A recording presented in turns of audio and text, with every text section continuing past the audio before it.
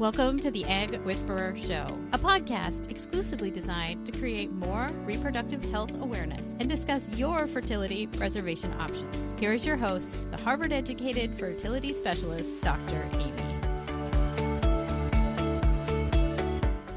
Welcome to the Egg Whisperer Show. The title of today's show is Reaching Your Peak Fertile Potential with Dr. Lorne Brown. Welcome, Dr. Brown. Thank you. And Dr. Amy, thank you for having me on your show. I'm a fan of yours. Oh, thank you. I'm a fan of yours as well. And I just want to share with our audience a little bit more about you. You're the founder of Acubalance Wellness Center in Vancouver, British Columbia, Canada.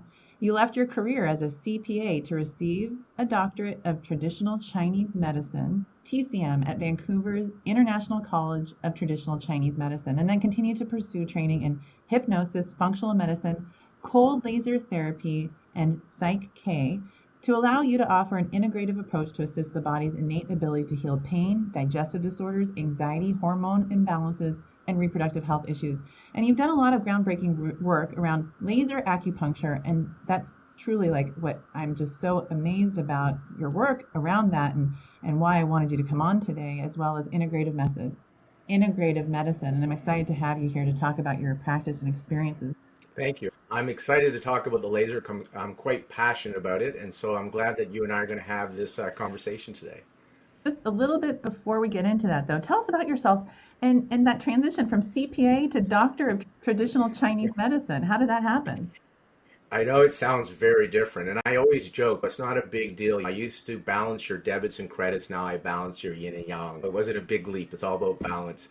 But from my personal experience, actually, I was really interested in the sciences. I did a Bachelor of Science in Math, and I also wanted some business background. My family are entrepreneurs, and my extended family are PhDs and physicians. And so I grew up in both worlds.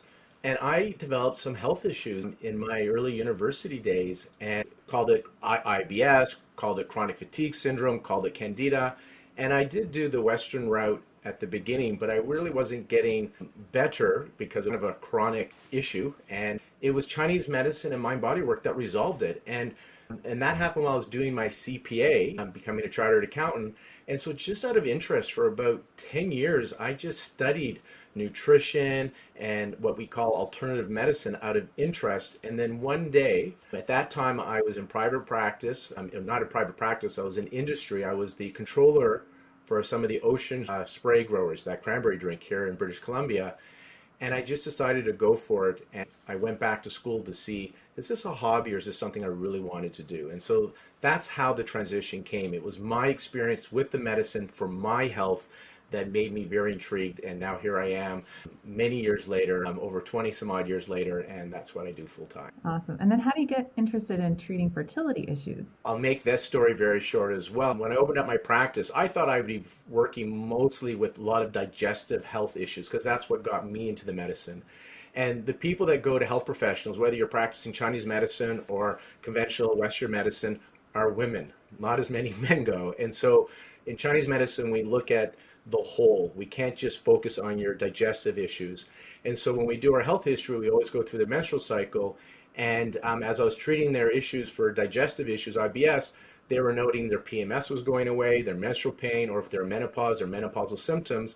And I became known as the PMS guy in my city. And then somebody came to me around 2001-ish, 2002-ish, as she was going through an IVF and asked me to support her because she was seeing, at the time, her name is Randine Lewis. She's the author of The Infertility Cure. Randine was in Houston. I'm in Vancouver. And she said, can you help me with my IVF using acupuncture and herbs? And asked if I would follow Randine's approach. And Randine and I became good friends. She was my mentor. And women talk. And by 2004, my practice became focused only on reproductive health. So I kind of found me because I didn't even know what IVF was back in 2002 when that first patient came to me. Incredible. And now you're you're known as being one of the leading natural reproductive wellness clinics specializing in integrated care for fertility, pregnancy, and women's health. And what do you mean when you say natural reproductive wellness clinic? What are you focusing on? So when I think of natural, we're working with you, the individual, when the woman comes into our practice or the man, and we're working with its natural or its innate ability to heal. The body has this innate ability to heal. And the analogy I like to use is when you get cut, you don't have to sit and look at the cut and go, heal, heal, heal. The body knows what to do. It can self-regulate. It has this innate ability to heal. But if you get a really good gash, a really good cut, you may get stitches. And what that thread does, it doesn't do the healing. It creates an environment to support the body's innate ability to heal. So it brings the tissue together by creating that environment that supports the body to heal. And so that's what we're doing from that natural approach. We're supporting the body on a cellular level, that environment, so it can function optimally and return to its ability to self-regulate and heal. And I know you also have what you call the healthy baby approach. What does your approach mean for patients, and how do patients reach their peak fertility potential? So the idea behind the healthy baby, again, me liking math, so there's an equation, healthy baby equals healthy egg plus healthy sperm plus healthy uterine environment. And so I want to focus on what we really want. Women don't come to me saying they don't really want to get pregnant, actually. They want a healthy baby. They don't want to get to IVF transfer day. They want to have a healthy baby. They don't want to just freeze their eggs. They're doing it because they want a healthy baby. And so our focus is on healthy baby, and whether that happens in a lab like your clinic or it happens in the bedroom, our goal is healthy baby. And we do that by maximizing the egg quality, the sperm quality, and the uterine receptivity. And so this is that idea behind getting to your peak fertility potential. And how I share this with the women I see is I use a metaphor around gardening. And if you had a plant that you neglected and it looked a little worse for wear, oftentimes you can regain its vigor by maybe taking it out of direct sunlight, adding some fertilizer, increasing the water, giving it water, and this plant regains its vigor and gives off fruits and flowers. So this plant always had the potential to give off fruits and flowers. We didn't do donor roots. We didn't swap out the roots. The plant always had the potential. It was the soil in which the plant was in that was suboptimal and therefore preventing the plant from reaching its potential. So our focus is to in Chinese medicine, they say, nourish the soil before you plant the seed. So we're trying on a cellular level to improve that cellular environment on the organism, so trillions of cells, the human being, and particularly that follicle cell, the follicle that is going to support the egg cell, so that egg can reach its peak potential at the time of ovulation, or if it's in an IVF setting, at egg pickup. And the same thing for the sperm. So at the time of intercourse, or at the time giving the sample for that IVF, when you're going to do the insemination, our goal is to get the sperm and egg at its peak fertility potential. I love it. And so I think you also need to not just have the healthy baby approach trademarked, but maybe laser baby approach. And I think a lot of why we connected and what brought me to invite you as a special guest on the show is because of a video that I saw on Facebook about your work with laser acupuncture and fertility. And I know from digging in a bit more that you use lasers in several ways to help patients reach their peak potential and to start at a very basic level for people who have no idea what I'm talking about. How does this work?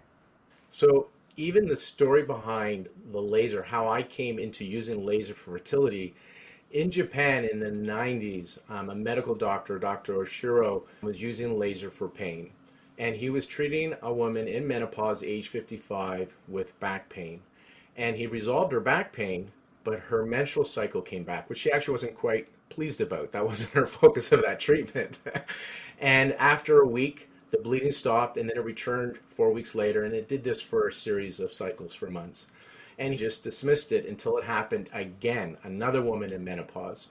So he talked to one of his colleagues in the OBGYN department, and they did a pilot study looking at 74 women that in English translation was severe infertility, average age of 39, and they put them through a series of laser treatments. And then they looked at what changed, and in those 74 women, it was about 22% pregnancy rate and 68% live birth rate. So then they extended that study, and they got 701 women, and again, similar 22% pregnancy rate and about 50% live birth rate. And what they thought was happening, one of the mechanisms behind laser, is that they were increasing the blood flow to the ovaries. And if you bring more blood flow to the ovaries, more nutrients, more oxygens, hormones, removing waste. Because as women age, the blood flow to the reproductive system is declining. So that was one of the reasons they thought. A group out of Denmark, it wasn't a study, but they used a laser where they did more local work with the laser, and a more powerful laser covers more area. And they claim, again, it's not research, self-reporting, they claim even higher pregnancy rates. And then I talked to other experts in the area doing the laser. I got a translator to connect me with a group out of Japan, Dr. Nakamura's clinic, and they're combining acupuncture with laser, and they have 10 years of data, and they were showing that women that did laser after some unsuccessful IVFs, and then they did 3 to 6 months of laser therapy, they were doubling the blastocyst rates, getting them to day 5 embryo. So what's the mechanism behind this? There's a couple. One is laser is known to increase blood flow to the reproductive system, just like acupuncture can, just like stress reduction can support that. One of the things that I think is one of the major reasons, there's two, but one of them is it regulates inflammation. And so inflammation also can be called inflammaging. We have this accelerated biological aging. 40-year-olds aren't equal. Two 40-year-olds aren't equal. Chronologically, they're both 40, but biologically, one could be behaving like 50, and the other one is behaving like 40. And so we want to change this accelerated biological aging that leads to degenerative diseases, and I say premature fertility decline. So laser is very good at regulating inflammation, which it's being tied into many diseases. There's some discussion now about this unexplained infertility, recurrent pregnancy loss, PCOS and inflammation. We know it in endometriosis. And its ability to regulate inflammation, and it's a systemic effect, is probably one of the main reasons it's working right now clinically. And then the other big factor is laser's been shown to improve mitochondrial function. The mitochondria are the batteries of the cells.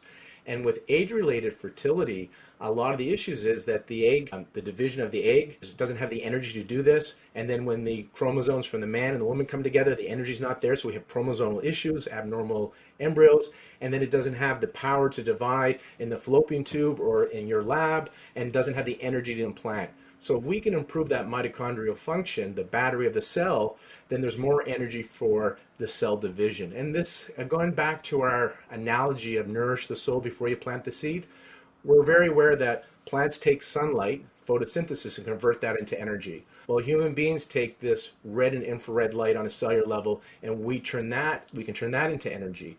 It's one of the reasons women and men will take coenzyme Q10. It's this nice antioxidant to improve mitochondrial function, the battery of the cells. Laser is another way to do that.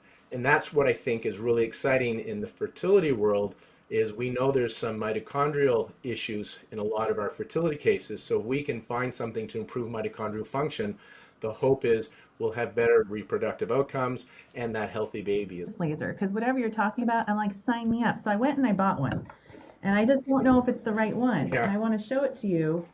So like, I want just putting it all over myself, my face, and like, it's like what you're talking about?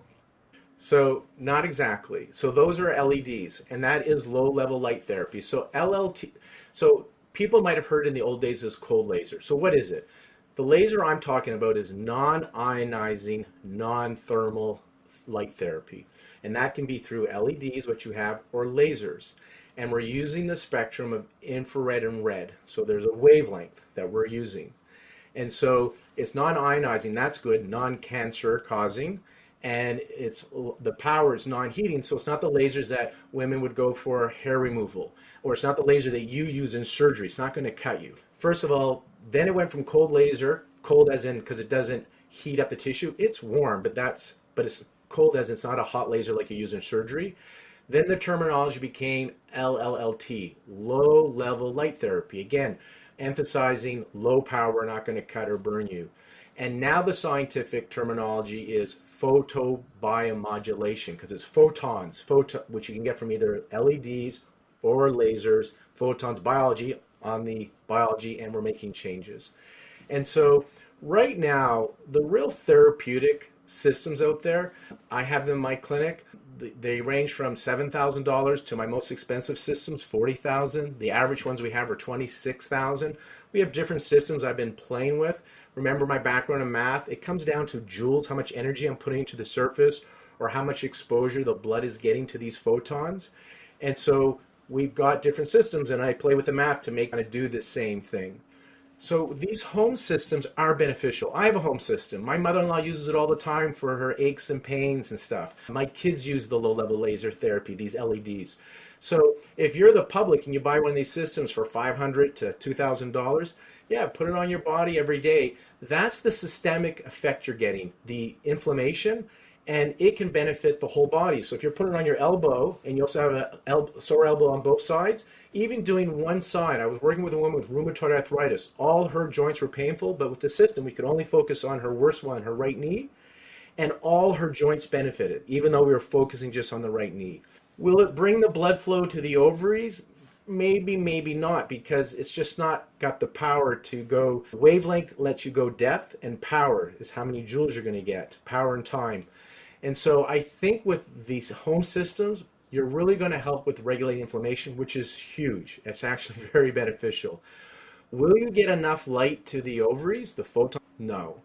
Even with my systems that are super expensive, I'm still doubtful we're getting light to the ovaries, because there's only so much penetration these photons can get to, and it's not just getting photons to the ovaries. Do you get enough to make a therapeutic effect, right?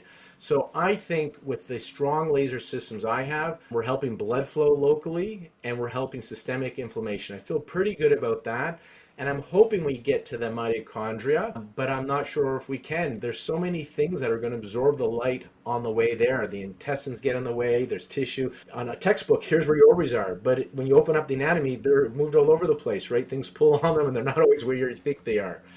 So to answer that question specifically, be careful before you start buying all these home systems thinking they're going to be the magic bullet. Because even with really good laser systems that I have, there is no magic bullet.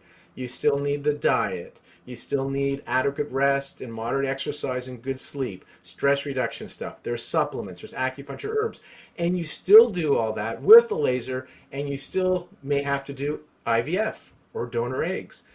Again, our goal is always happy, healthy baby. So there is nothing that I have come across that if you do this, it will work. I haven't found anything like that, but it's the scales, right? Tipping the scales in favor of healthy baby. And so this is another non-invasive system that will benefit you on a cellular level. And when we put it over the abdomen, we now know that the light therapy, there's more data coming out. The microbiome in the gut likes that. And so we know poor microbiome health, how that impacts the body health.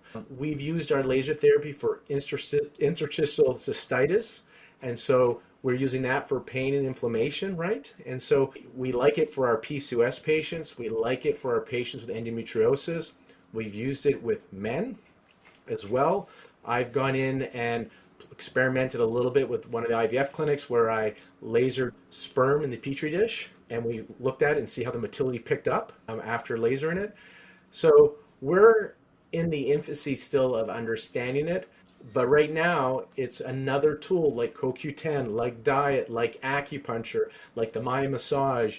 It's another tool to support you. And for women trying to conceive, you're looking at all your tools. So there's things that are non-invasive, more of what we call on the natural side, meaning non-pharmaceutical, surgical, right up to, like, look what we have now, egg freezing for women that aren't ready to have children. And they have, a lot of them have the opportunity to freeze these eggs so they don't have to marry the next guy. They can wait and marry the right guy because they're at that age that they froze them at. So there's lots of opportunity.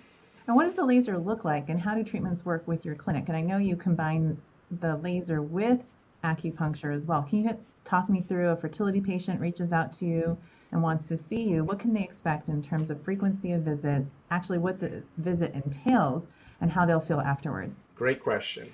So first of all, what we're doing in our clinic and Nakamura's clinic and the clinics in Denmark that I've connected where they have collected some data is it seems the best dosaging is 3 times for those 2 weeks leading up to your ovulation. So you really want to, ideally, if time and money is not an issue, you want to get in at least 6 treatments leading up to ovulation, from bleed to ovulation.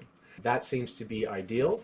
And some people do it twice a week, some people do it once a week, but I think that's probably the ideal for getting the best therapeutic results. And looking at Nakamura Clinic in Japan and even what we see, Usually it's 3 to 6 months. It's not like you do one cycle and everything is great.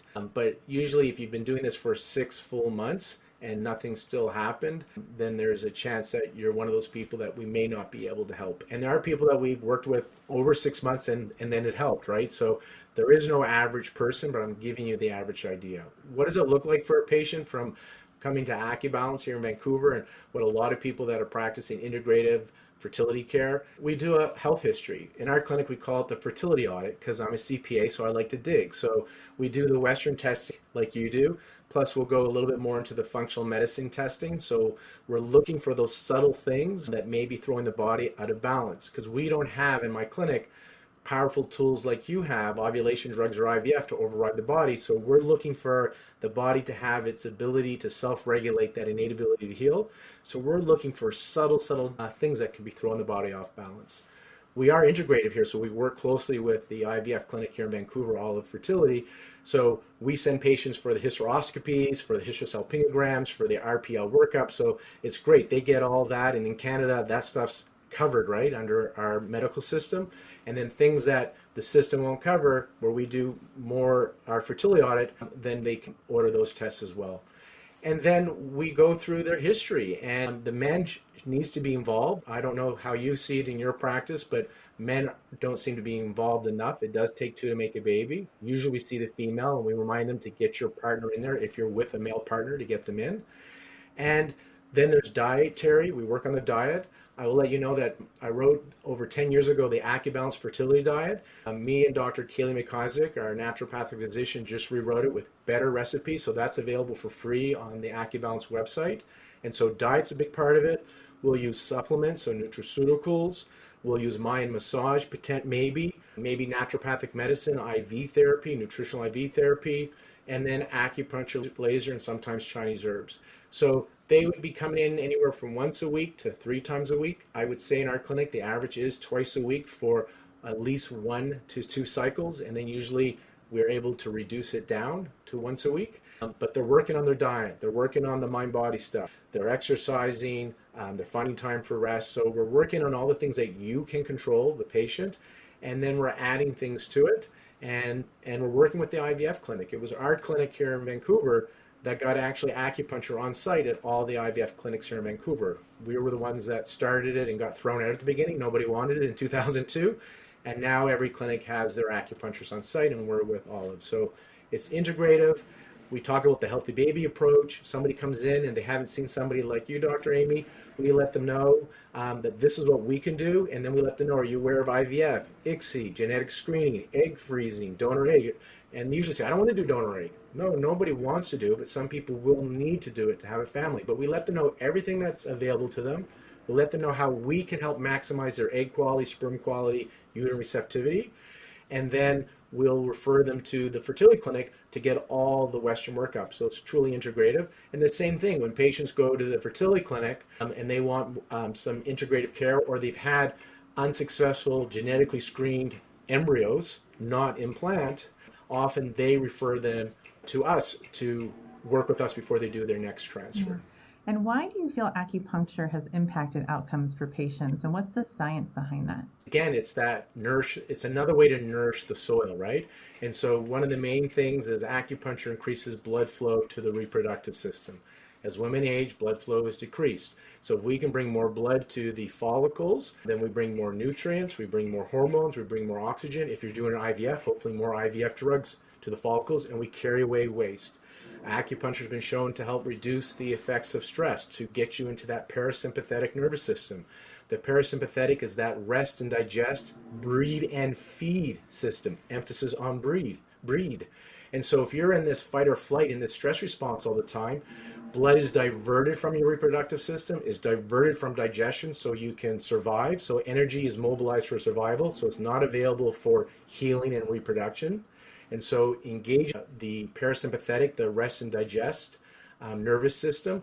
We indirectly bring blood flow back. It directly does do it anyhow, but indirectly through that. And those stress hormones, here and there, it's great. It keeps you alive. But if you're constantly having your car at the RPMs at 7 driving, you're going to burn out the engine. That's inflammation, known as inflammation in the body. So if acupuncture is helping you regulate that stress response, then you're taking your foot off the gas and letting you have the brakes on, and that's beneficial. And then there's many other things. Increases endorphins, it helps regulate the hormones in the body. We see this with the women that they notice their PMS is resolved, their menstrual pain changes, their cycle becomes more regular if they're not ovulating regular, less clotting in the blood flow. So there's that hormonal balance, regulating the hypothalamus, pituitary, ovarian axis. So those are some of the science behind why it can work. And then looking at some of the IVF studies where they look at acupuncture on transfer day, they're mixed, they really are mixed. And to be realistic, to expect one treatment to fix everything, that's like somebody with cardiovascular issues and you get them a trainer and you get them a chef and you cook for them one day, they eat a healthy day and they exercise that day, and then 2 weeks you expect their blood levels to change? No. But we know exercise and diet is an intervention for this, and if they did this over time, we would see those things change. When you look at a lot of these meta-analysis now at acupuncture and transfer day, what they're showing is dosage matters.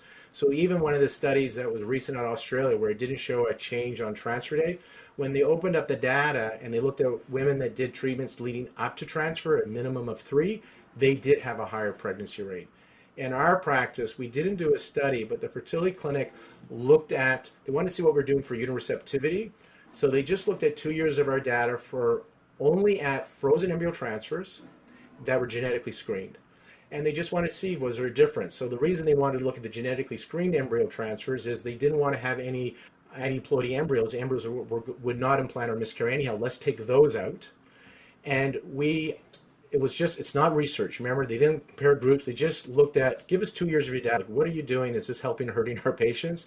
And we had the trend of higher pregnancy rate, lower miscarriage rate for the people that had the Acubalance treatment. And then when we looked at the group more, we saw that if they had 7 or more treatments leading up to the transfer, plus on-site transfer, then it was even more higher pregnancy, lower miscarriage rate. Just on a side, somebody says, why don't you study that? We got approval from ethics. It took us a year. They got a grant, and we were starting to recruit, and COVID happened. We wanted to do an actual feasibility study, which we never got off the ground. I know, I hope so. And you mentioned that the clinic near you that you work with, the fertility clinic, they'll refer you patients after an unsuccessful cycle. And so for me, I integrate acupuncture from the very beginning and talk to my patients about the things that you've brought up from the very beginning. But I'd love to hear from your experiences what kind of success patients who might be seen as poor responders and what you've seen for them after the clinic refers the patient to you after an unsuccessful. Yeah, we've seen some positive changes, but we haven't done research. So I only see the people I see. So I don't have a group to compare it to. So from a science perspective, yeah, I see some, like anything. I see some that come and work with us and they don't get the take-home baby, and then we see some where they've had repeatedly failed IVF cycles, and then we work with them, and then they do get natural pregnancy. We see where getting ready for the next IVF, they conceive naturally, and we also see them have a better IVF response. Even though they're older, they have a better IVF response. But we don't just do one thing, like we're doing the diet, we're doing the laser, we're doing the herb supplements, and then at home, some people are taking their supplements and some are not. Some are following the diet and some are not. But yes, we have seen cases. We've seen cases where men, their semen analysis is so poor that they do ICSI, it's unsuccessful. They send them to us because now they did ICSI to bypass the male factor. And then we work with the guy 3 to 6 months. And we've seen cases where the next semen analysis is good, where they say, don't even do ICSI yet. Try naturally for a couple months. And they go on, this couple, to conceive naturally. And so, yes, we do see some people where we make a difference. What I think in my head, like if your batteries are wearing out, you got low mitochondria, and we do these treatments, or you have poor blood flow, I think you're the one we're going to see a difference. But if you have good blood flow and your mitochondria are fine, I don't think you're the person may not benefit. And we don't really have great ways or inexpensive ways to measure the mitochondrial health or all the inflammation that's going on in the body. I do know they don't do it here, but some clinics use the color Doppler for blood flow. And if they have poor blood flow, there's an impediment there, then they'll send them to acupuncture. For us, you come and we'll just say, assume everything could be out of balance, or let's just do everything we can to help you. And if we can test where there's issues, obviously, then we really address it. But to answer your question, Yes, we definitely have lots of stories, thousands of babies that we've helped naturally and with IVF, but I don't have any group to compare it to. So I'm assuming we're helping, but if you're asking me, do you know, do you have the data? That I don't have. Well, I appreciate your honesty, and I love all your analogies. And you talk about acupuncture and laser treatment and everything you do. And I'm excited to share all the resources that you've shared with us on today's interview. And the article that's going to go along with this show, including links to your clinic, links to the book that you mentioned about nutrition and recipes. I think people really want to get advice from experts around that. And I feel like you're definitely someone with the thousands of babies born from treatments over the last 20 years that you've been doing this. It sounds like you're the best person to be guiding us on this as well. So thank you. Is there anything else you want to add today? Just want to remind you that nourish the soul before you plant the seed. And so do what you can to support your body to be in its best health. There is no downside.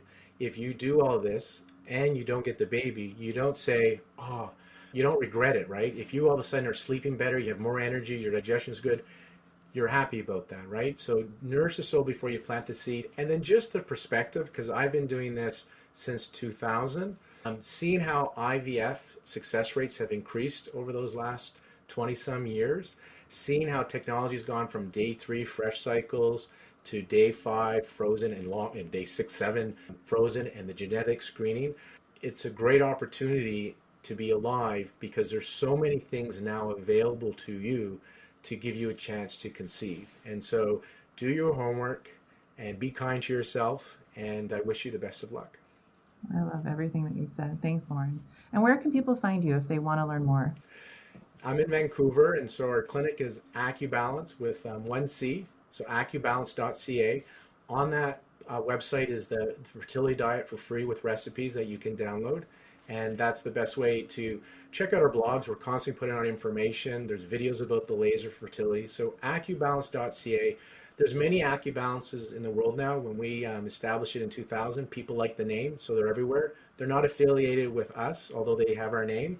So we're the only Acubalance in Vancouver in the world, like what we're doing. So the other Acubalances, there is no affiliation. I get that because people will find them around the world thinking I've set out programs, but I have not. Only the one in Vancouver. Thank you for your time, and thank you for joining us. And hopefully we'll have you back on to talk about the study that you're going to be doing very soon once we're back to normal. And I'd like to have you on because I have a YouTube channel called Fertility Now where we drop short, simple, effective videos, which watching what you do, you would fit in perfectly. So we got to get you on my Fertility Now YouTube channel so people can learn more about what you're offering and doing as well.